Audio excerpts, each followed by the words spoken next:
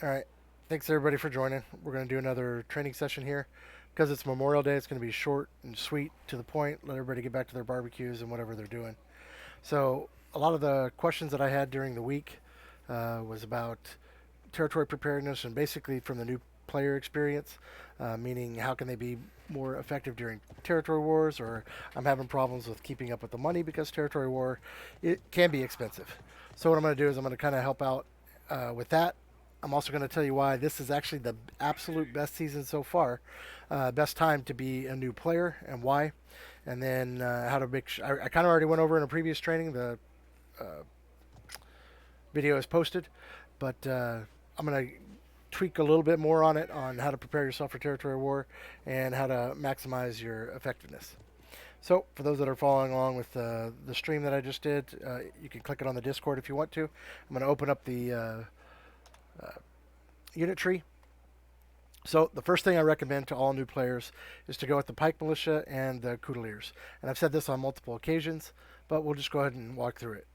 So, under the Pike Militia, if you look up their veterancy bonuses, you'll want to go down the middle tree, and all of it's nice and dandy. But what you're really looking for is this one here, which is the middle and the bottom. It's called knockback. That's where if they're bracing, they stun. The added bonus is the one in the middle top, which gives it a second, basically a second to attack. So those are the two big things that make the pike militia. They kind of suck all the way through, and the other thing that makes them good, actually, now that I'm thinking about it, is the column formation, which is in the middle as well. I believe it's level 7 when you get that. So that's the dense formation that I've shown in other videos, and what makes them help be a force magnifier. So pike militia. Now, why do I recommend the pike militia? I shouldn't have repaired mine. I think I already have, but I'll double check just so I can show you. But it's only a few hundred bronze to replace the kits, which is why one of the main reasons why I recommend them. I didn't. Okay, cool. Uh, so you see, one kit is 517 bronze. So I lost 4 kits, and I'm still. It's only 2,000 bronze for me to replace it. So that's the main reason why. Is one, they're cheap, they're very effective, and I know you can't see my mouse if you're watching the stream, but on the video up at the top left, you'll see where it says leadership is only 110. So 110 leadership that you're going to bring to the battle. The stun ability and the fact that they're a good cheap unit. So you're going to want to use them forever. And just so you know that I'm not blowing smoke, I'll bring up my warband and my current warband. Actually, this is one of a few that I use. Uh, but you'll see it's got the pike militia in it, pike militia, oops, and pike militia. All of my, I'm level, I don't know, 1210, and I use pike militia in almost every single loadout that I go in because they're max experience, which means they focus all the experience on the unit I'm trying to level up, and because they're cheap and effective and still useful even at my level. The other unit I'm going to bring up is the Couturiers, which is on the cavalry tree. It's the first charging unit. I will say that the Couturiers and the Iron Cap are pretty equal. They have a little bit different role. They do a little bit different things. But when I say Couturiers, if you're more into the Iron Cap Scout Cav and you want a faster unit, but not as strong of a charge, I think they're just as good. I am going to go with the Couturiers because they're the easiest to learn because they start off with the charge. So they've got their charge, which the good thing about the Couturiers is it is a cavalry unit. They've got cavalry speed. It is a Lancer Cav, and it performs just like a Lancer Cav. So it gives you practice using Lance Cav, and it also, when every time you use it and you fail, you'll know why you failed, and then when you're on the other side of the battle and you see those Cav coming, you can present that situation that makes those Cav fail. Obviously, they're not as good as the big ones, the higher level Cav, but the fundamentals are the same. And again, they're a cheap unit, so that's why I recommend them, especially for newer players. When you on these, you're going to want to go to the top line. The reason why is because you get all the extra charge damage, and most importantly, which is at level 7, I think. At level 7, you get the wedge formation, which if you look at the They don't start off with the wedge formation. They have this dispersed formation and the line formation. But if you give me a minute, I'll pull them up. Oops, wrong ones. There we go. Once you unlock them, you will see that. Where's the damn? There it is. So they get the wedge formation, and that's what really helps them punch through units. It's a nice dense arrow formation. So again, you want to go to the top. The main reason why you want to go to the top is because that extra charge damage at the end, 22, is a big deal. There's a few other benefits that you get between, but it's not really relevant to why you would use them. The main reason why you're using them again is because they're dirt cheap, and they can really rack up the kills, as well as teach you how to play other Cav. Because if you get good with Cav, the low level Cav, you're going to be great with the high level Cav. So those are the 2 units I recommend everywhere. And you saw that the Pike Militia are in pretty much all my formations or loadouts. The Cudeliers are actually in 1 or 2. But what you're looking for is how can I be effective? So Pike Militia is always going to be effective. It's always going to be able to, no matter what the situation is, adding Pike Militia to it is going to add a form of either defense, or you can actually use them offensively, as I've talked about in one of my previous videos. So they can bring about a change or an effect upon any battlefield that they go to. Cudeliers, you do have to flank with them and kind of hit from the side, and a prepared enemy, they're not going to do much to. But they are great for flanking. They're cheap, and they're only 130 leadership, which was something I should have brought up earlier, I guess. But so those are the 2 units. Use them all the time. Now, the reason why I say to use them all the time, because combined, that's only 240 leadership between the 2. And then that leaves you all that other leadership for whatever you want to level up. So let's say you're leveling up. I'll just go to the Condottieri Guards. Let's say you want to level these bad boys up, and they're only, right now for this season, they're 175 leadership. So that is how you build up your units. You built it based off that formation. That foundation of the Pike Militia and the Cudeliers, and then you can level up whatever you want thereafter. I picked Condottieris because that's one of the units that makes this season so great.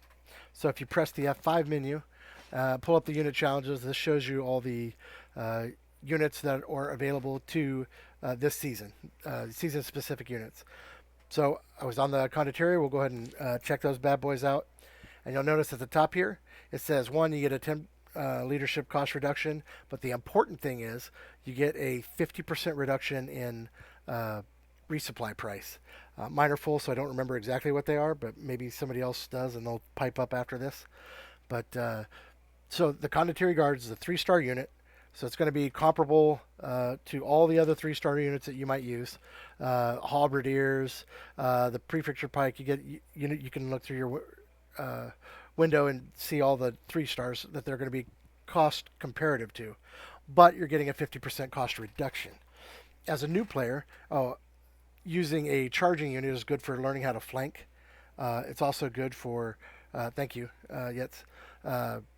Yetz is telling me that the cost to repair the Condottieri Guards is $880. Normally for a 3-star troop, it's going to be closer to $2,000. So it's a real cheap unit, and it's very effective. Out of the 3-star and below charging units, it's, in my opinion, hands down the best.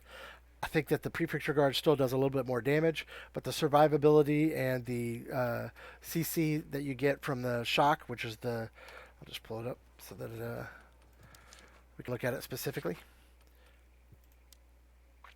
So it's got a shield rush just like all the other short sword and shield units, but the cool thing is it's their shock attack, and that's where they become shield bassers, and it stuns and knocks people down and makes them not only do more damage, but it also makes it so that the unit that they're bashing, or even hero, that they're interrupting them. So it makes them more survivable as well. So they're a very strong unit. They're very, very, very cheap for this season. And the best part is everything under this F5 menu that I'm pulling up right here, none of this requires, that's weird. Get rid of that bug. Everything here does not require honor. So basically the Fort Braccio Pikeman, which I'll go to in just a minute.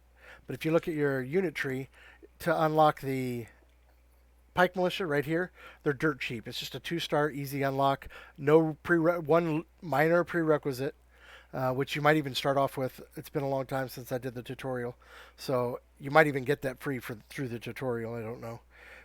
And then the Couturiers, which are up here, top in the cavalry tree. Again, a couple minor little unlocks, and you can immediately get it with your honor. That frees you all of your honor up the rest of the season to get to where you want. You don't need to buy. Let's say, for example, you wanted to wing Hussars like me. Uh, you could spend all your honor down this tree like I did to unlock them. You don't need to buy the yeomen because they're not that great. You don't even need to buy the hussars. You can just unlock them and have them ready for when you do have the money to get them.